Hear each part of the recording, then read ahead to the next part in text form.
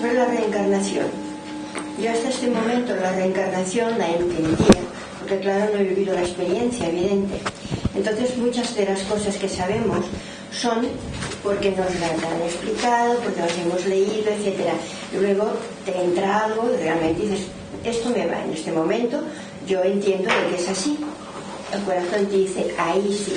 Aunque luego a lo mejor al cabo de un tiempo, esa verdad que tú creías tan absoluta, dices, ostras, ha venido otra cosa y ya está, pum, me han roto los esquemas. Bueno, la reencarnación, como más o menos todos supongo nos han explicado, hemos entendido, y tú has vivido una experiencia cercana a la muerte, no sé si viste el túnel, no, bueno, todo el mundo, y por lo que nos han explicado, la persona muere, no existe la muerte, pero vamos a llamarla para la muerte, vamos al túnel, en este túnel vemos la luz, hay unos guías, unos espíritus, lo que sea, y pasamos de la luz, ¿vale?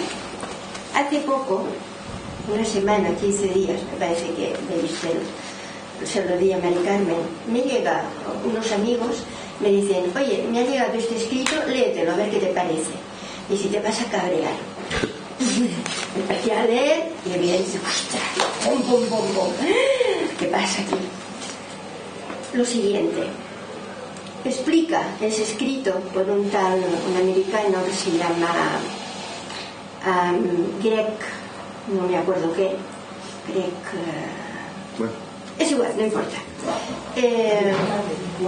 Cuando tú pasas a la luz, dice que, o sea, el escrito exactamente dice cómo podemos hacer para que la reencarnación podamos nosotros tomar el mando. Es decir, cuando pasamos la luz, nosotros vemos aquello que queremos ver, nuestra mente. Si creemos en Dios y en los ángeles, veremos ángeles, o si queremos ver a nuestros familiares que han pasado antes que nosotros, veremos a estos familiares. Vale. Dice, pero una vez pases allá, mucho cuidado, porque a veces el amor, o sea, lo que nosotros aquí entendemos el amor a medida de nuestra emoción, este amor, no está. ¿Por qué? Llegando allá, lo que tenemos que hacer es ir con mucho cuidado para no tener que regresar, porque cuando nosotros regresamos aquí es precisamente para a ver cómo lo explico ahora, para seguir siendo para seguir siendo, digamos, igual que somos hasta ahora. Lo que somos hasta ahora, ¿no? Para dar a ese consumismo, para dar a esta pirámide que son los, digamos, que nos están, ¿si me entiendes? A los que nos están mandando realmente, para siempre tengan ellos la misma gente, las mismas almas que vienen aquí para ser sus esclavos, consumismo, etcétera, etcétera, etcétera, ¿no? Cuando llegamos allá hay que estar muy alerta, y nosotros, porque claro, es lo que decías tú antes, Dios lo vemos allá, no, Dios somos nosotros. Entonces cuando llegamos allá, tener esa capacidad de decir, no, yo no voy a ir allá, yo tengo, porque claro, hay el karma, ¿no? Y tenemos que venir aquí para pagar un karma que ya no existe. ¿Tú entiendes un poquito todo eso? Sí, absolutamente lo entiendo. Dame una explicación, porque a mí me hicieron una bomba. A lo mejor que escribió eso tampoco tenía mucha razón de... ¿No? No sé, pregunto, no, hay que valorarlo, ¿no? O sea, tampoco hay que decir, me recibo un escrito y no lo tengo que creer. O sea, hay que valorarlo, ¿no? No, claro. Desde la perspectiva que antes. Hombre, pero ella dice que de alguna forma te convulsionó por dentro. Sí, porque hay una cosa, y es que yo hace muchos años, y siempre digo, si yo tengo que volver aquí, será con toda mi memoria, si no, narices, yo no regreso. Y precisamente este escrito lo que dice es que nosotros tenemos la capacidad de decir, voy o no voy. O sea, pero nosotros. Bien, voy a compartirlo con mucho gusto. Además enlaza con lo que es el contenido del último libro que he publicado, del libro del tránsito, que voy ahora a comentar. El libro es extenso, pero hay una parte que toca esto que tú dices y por tanto con mucho gusto lo voy a compartir. alguna premisa, dos premisas fundamentalmente. Siempre hay libre albedrío, siempre, de verdad. Yo sé que esto puede parecer una creencia, es decir, bueno, vale, tú crees que hay libre albedrío y yo puedo creer que no hay libre albedrío. Lo que percibo interiormente con mucha potencia es que la creación es amor. ¿Qué es amor? Hago mía por completo aquella carta atribuida a Einstein en la que dice que la ciencia le queda por descubrir la gran energía que mueve el cosmos, que es el amor. Que hemos descubierto muchas cosas, pero aún nos falta descubrir esa gran energía que es el amor. Lo hago mío. O hago mío la carta primera de Juan de los Evangelios cristianos, donde dice Dios es amor, entendiendo por Dios no algo que está allí, sino entendiendo por Dios el que es tú, el que es yo, el que es todo. Es amor. Y en el amor forzosamente tiene que haber libre albedrío, porque el libre albedrío es un fruto natural del amor. Si no hubiera amor, puede haber dirección obligatoria, imposiciones, ¿no? Pero donde es amor, donde lo que existe y mueve es amor, el libre albedrío tiene que existir siempre. Tiene que existir allí, tiene que existir aquí, siempre, siempre. Primer comentario, antes de entrar de lleno en lo que tú me planteas. Segundo comentario, esto no es un valle de lágrimas. No es un valle de lágrimas, de verdad. Esto está hecho para que lo gocemos. La Tierra, el planeta, esta vida, este plano está hecho para que lo gocemos, no para que lo suframos. Cosa distinta es que cuando llegamos aquí se produce el gran olvido, porque con ese olvido es la única forma de vivir las experiencias humanas, experiencias que, como bien dice Joan, son experiencias, y esas experiencias para vivirlas no puedes acordarte de golpe de todo. Porque, por ejemplo, esa madre, si de sobra supiera desde el principio, oye, no, si mi hijo no ha muerto, si mi hijo vino aquí precisamente para vivir esta experiencia, para decirme a mí que de esta forma vi las cosas, que si no lo hubiera visto, y además no está muerto, sigue vivo de la misma forma que yo nunca me voy a morir, pues entonces esa experiencia de dolor, esa experiencia no se vive. Y como tú comentabas, experiencias. Todas las experiencias son experiencias, oportunidades, peguen o besen, según la mente, siguiendo a Joan Manuel Serrat. Entonces esto no es un valle de lágrimas. Yo entiendo perfectamente que tú y otra mucha gente que lo comparten conmigo, aquí encarnados digan, yo volver no vuelvo. Lo entiendo perfectamente, pero ojo, esto no es un valle de lágrimas, de verdad. Esto está hecho para el gozo, esto está hecho para el disfrute. Esto no es un valle de lágrimas. Dicho esto, cuando desencarnamos, lo primero a tener en cuenta, y es importantísimo, la forma de ver la vida tuya, la vida de los demás, la forma de ver el mundo, la forma de ver las cosas, la forma de ver la muerte, la forma de ver la divinidad, la percepción, la visión que tú tengas, tu estado de conciencia es el mismo. Un minuto antes de desencarnar que al minuto siguiente después de desencarnar. El mismo. No cambia nada. Es decir, por el hecho de salir del cuerpo, no modifica tu estado de conciencia. La mente dirá, hombre, pero vamos a ver, estar fuera del cuerpo, tienes que percibir las cosas de una manera distinta. Pues no, lo percibes en el mismo estado de conciencia. Esto es muy importante tenerlo en cuenta, por ejemplo, con la experiencia de suicidio. El suicidio, me lo preguntan mucha gente, que tienen familiares. El suicidio, es que mi hijo, es que mi hermano se ha suicidado. Vamos a ver, si el tema no está en el suicidio o no suicidio, el tema está en que tenemos el mismo estado de conciencia después de desencarnar, inmediatamente después de desencarnar, que inmediatamente antes de desencarnar. Un lama se suicida. Todos los lamas se suicidan, no sé si estáis al tanto, pero todos los lamas se suicidan, sin excepción. Muchos místicos de muchas corrientes espirituales se han suicidado y se suicidan. Suicidarse para ellos, ¿qué es? Como tienen conciencia, son conscientes que han vivido las experiencias que venían a desplegar y dicen, ya está, ya he vivido lo que tenía que vivir. En el ámbito sufí, por ejemplo, cuando estaban los árabes aquí en la península ibérica, hay textos en Granada que narran que el sufí le decía a su barrio, a su cofradía, a su barrio, en este caso el barrio es una cofradía, le decía, ya está, ya he vivido lo que tenía que vivir y voy a desencarnar. Hoy es sábado, voy a desencarnar el sábado de la semana que viene. El día antes se hacía una fiesta en el barrio y se celebraba. Y el día en cuestión, por la mañana, por la tarde, cuando el sufí lo entendía oportuno, entraba en meditación, se concentraba y transitaba. Hay una película que es El pequeño Buda, donde sabéis que los lamas tienen, en el mundo tibetano, cuando desencarna un lama, están después atentos todas las comunidades de ese monasterio, por así decirlo, repartidas por el mundo, están atentos para cuando se vuelva a reencarnar ese lama, porque es un alma muy sabia y lo que quieren es cuanto antes detectarla y llevarla otra vez al monasterio. Y en la película El pequeño Buda hay un lama que había desencarnado y la comunidad está atenta a ver cuándo se vuelva a encarnar. Y en su búsqueda hay 3 niños, una niña y 2 niños, que pueden ser la encarnación de ese lama, y lo llevan al monasterio. Y es también una película muy entretenida. Pero a lo que voy es que hay un monje budista que ha sido el cabeza buscando al lama, que hay un momento determinado que le dice a la comunidad: ya está, yo ya siento que todo lo que tenía que experienciar ya lo he hecho, y por tanto voy a desencarnar. La mañana del día siguiente, una gran parte de la comunidad, otra parte está en una ceremonia, pero una parte de la comunidad acompaña a este monje.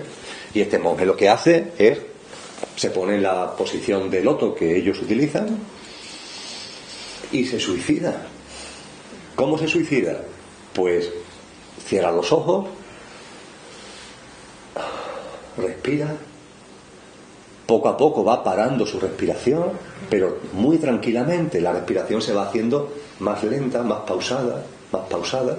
En la medida en que la respiración se va haciendo más pausada, el ritmo cardíaco se va ralentizando, el plac, plac, plac, plac, se va poco a poco pausando, y hay un momento determinado que él, que está así, plac, ya está. La comunidad, los que están allí, ya se levantan y avisan al resto de los miembros del monasterio: ya Menganito ha desencarnado, ya está, se ha suicidado. El quid de la cuestión no está en el suicidio o no suicidio. El quid de la cuestión está en el estado de conciencia con el que hace el tránsito. Ese monje, ese sufí, lo hacían en un estado de conciencia pleno. Y da igual que tú el tránsito lo hagas a través del suicidio, porque tenía un tránsito de conciencia pleno. Ahora bien, hay otros casos donde el suicidio no se da en un estado de conciencia pleno, sino que se da en un estado de conciencia turbado, denso, pero eso también se da a veces en la enfermedad o en un accidente de tráfico. Y el quid de la cuestión, por tanto, está en no perder nunca la perspectiva de que tú tienes el estado de conciencia al instante siguiente de desencarnar que tenías en el instante previo a desencarnar. Bien. Punto segundo, has desencarnado. Vale. Estás en el estado de conciencia que tenías antes de desencarnar. Vale. Cuando desencarnas, no vas al plano de luz. Olvidados de eso. Nadie desencarna y entra en el plano de luz. No. Se entra en un estado intermedio. La vida es todo. La muerte no existe. La muerte es una puerta que se abre para pasar de una habitación a otra de la vida. Estamos en el plano físico, una habitación de la vida. El plano de luz, otra habitación de la vida, con características distintas, otra habitación de la vida. Aquí estás encarnado en un coche, aquí no estás encarnado en un coche.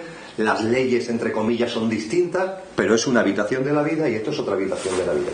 Pero en medio, como si fuera un vestíbulo, como pasar aquí este vestíbulo de la habitación esta a la habitación esta, hay un estado intermedio, hay una fase intermedia. De hecho, el libro tibetano de los muertos no se llama así. El Bardo Taro es el estado intermedio, es el libro del estado intermedio. Hay un estado intermedio. A ese estado intermedio, como esos estados intermedios suenan rarísimo, yo lo llamo tránsito, que tampoco es que sea una denominación de muy más allá, pero en fin, prefiero el término tránsito. Hay un lugar de tránsito entre el plano físico y el plano de luz.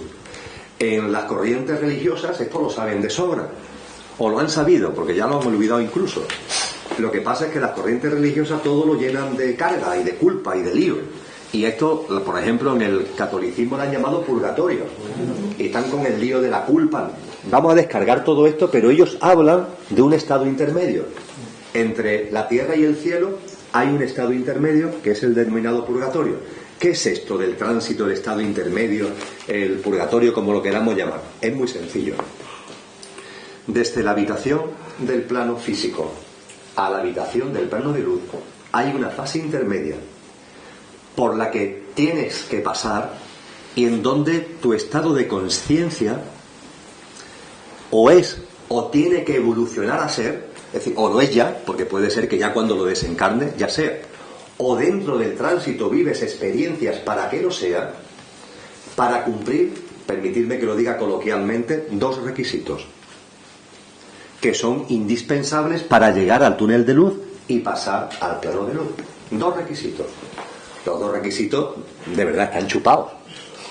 Los que estamos aquí, el tránsito va a ser sin nada, porque los dos requisitos son: primero, darte cuenta que has fallecido, darte cuenta que has desencarnado. ¿Cómo no te va a dar cuenta si has desencarnado? Segundo, ahí la cabeza se mueve, ¿verdad? Segundo, aceptarlo. Te das cuenta y lo aceptas. Bueno, perfecto. Cuando te das cuenta y lo aceptas, pasa lo que tú has resumido. Lo primero, tu vida anterior la ves entera. La vida que has dejado atrás la ves entera. En un flash, no una película, como si en un flash todo lo viera. Y compruebas que todo encaja. Yo lo comprobé con mi vida. Todo encaja. Ves todo. Todas las situaciones, todos los acontecimientos, todos los contextos, y ve que todo encaja. Ve que esta experiencia sirvió para esto y aquella para esto, y esta que te parecía que era un error no era un error, porque fíjate por dónde esta conllevó esto que después provocó esto.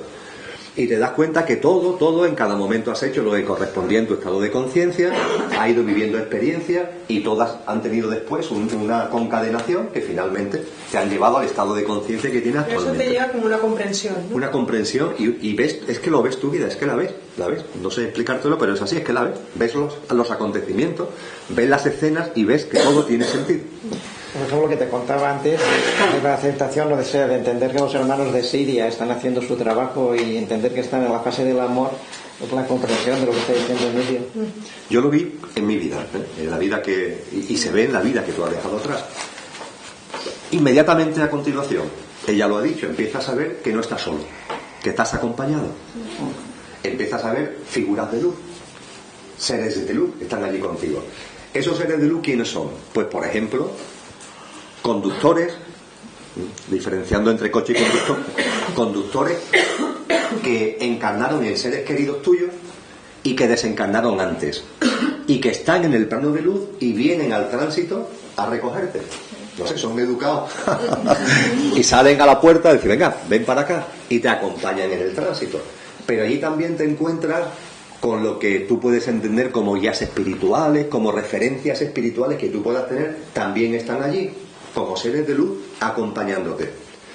A mí me decían, yo vi a mi padre y a mi madre, y pregunta del millón: bueno, ¿cómo sabes que son tu padre y tu madre? Si tienen presencia física, no tienen presencia física, pero tú llegas a verlos como tu padre y como tu madre, y lo explico de una forma que creo que se puede entender. Vas andando por la calle a la 1:30 de la tarde, y en función de la calle por la que vayas, en la ciudad donde vivas, puede ser que te llegue el olor de la comida que están preparando en una casa. El ejemplo que siempre me gusta poner, porque me gustan además mucho, un guiso de lentejas. Te llega el olor del guiso de lentejas, que además huele, ¿verdad? Y un olor muy característico. Te llega ese olor. ¿Tú estás viendo la lenteja? No. Tú estás por la calle, a lo mejor de un primero o un segundo, pero te llega el aroma. Te llega el aroma.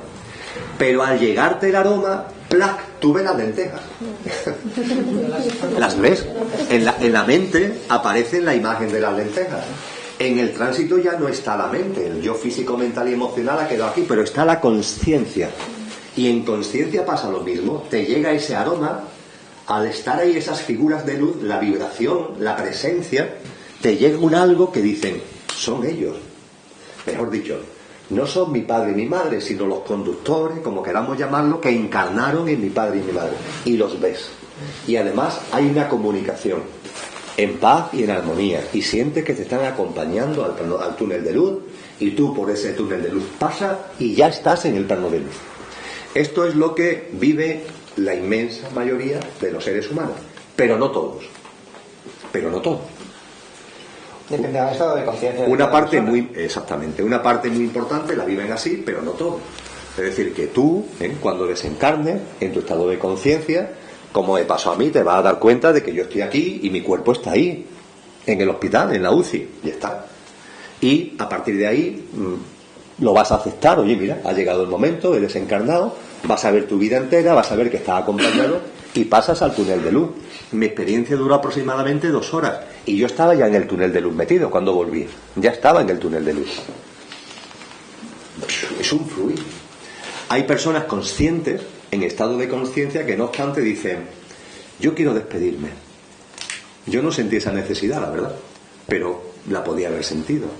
Me he dado cuenta que he desencarnado, lo he aceptado, aquí están mis seres queridos, aquí está el túnel de luz, pero yo quiero despedirme.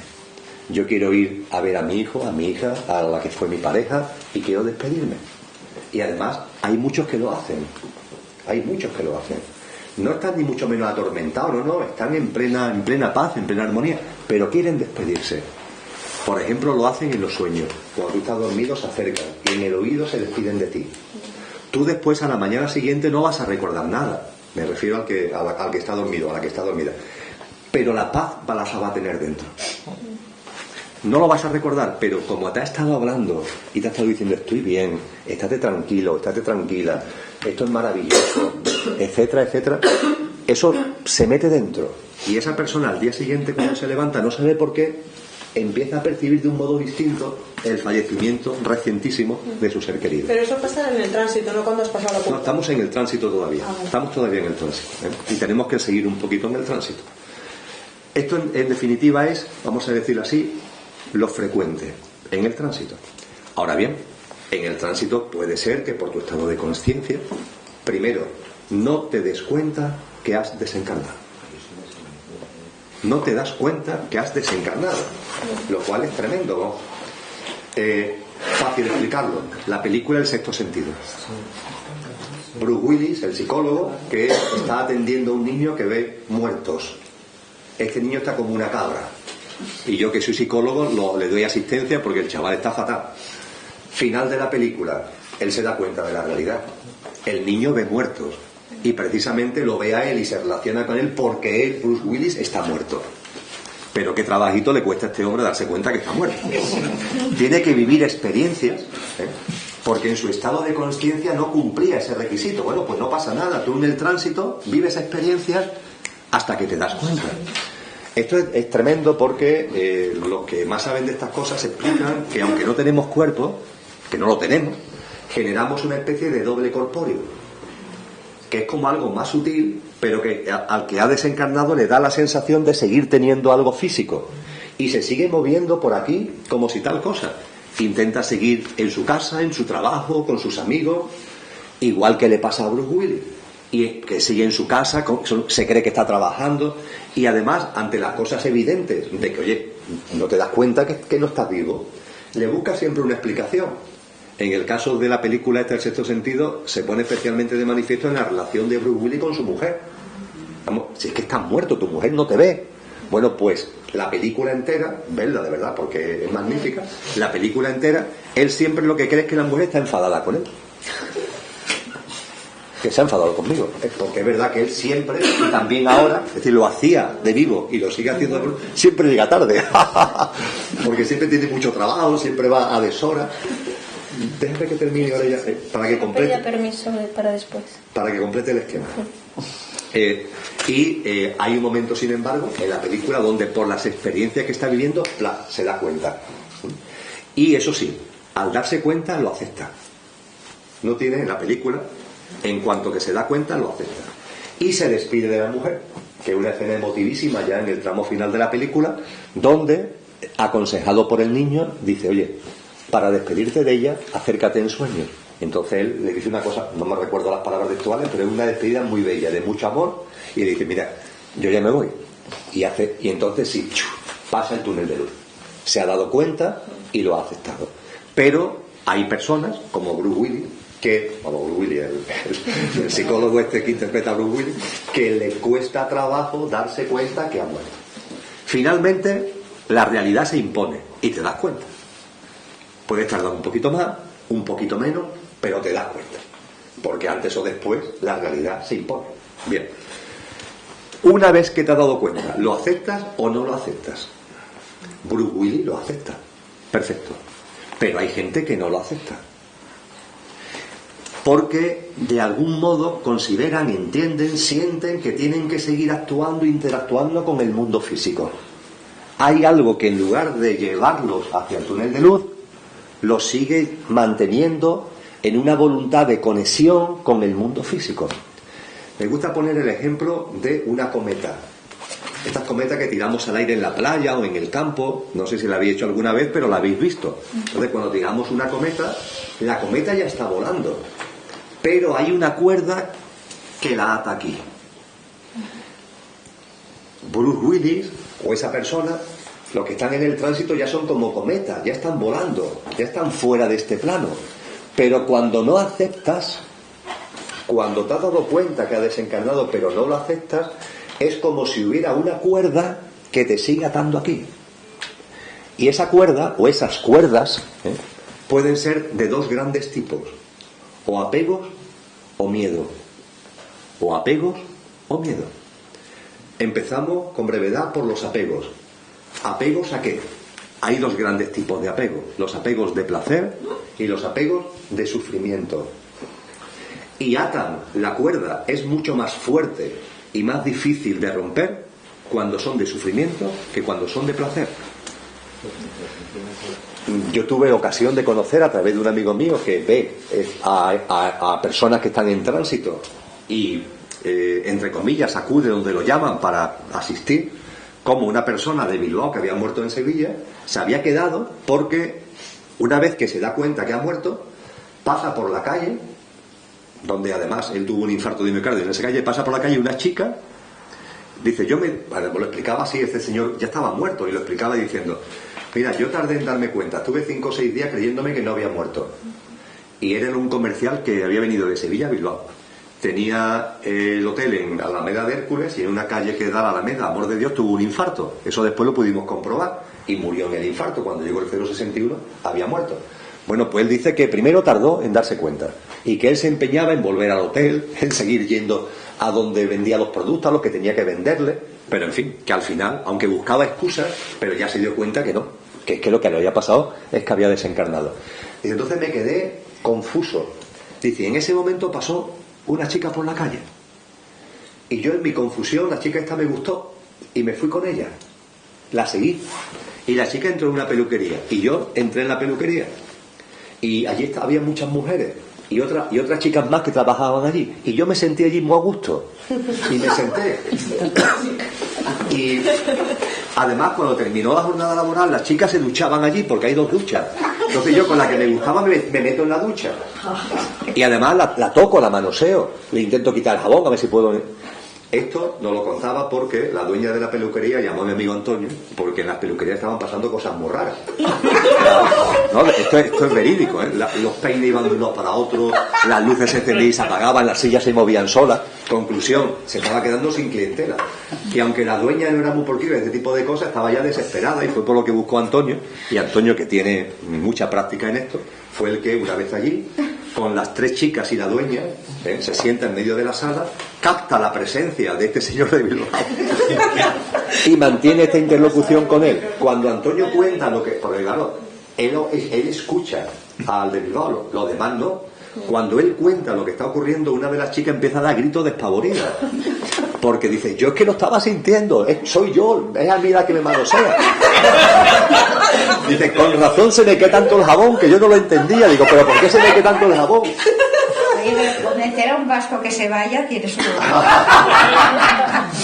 Esto es verídico, ¿eh? Es decir, él estaba encantado. Y bueno, es que yo no me voy, yo estoy aquí encantado. Fijaros, no tiene cuerpo, pero cuando tú no aceptas,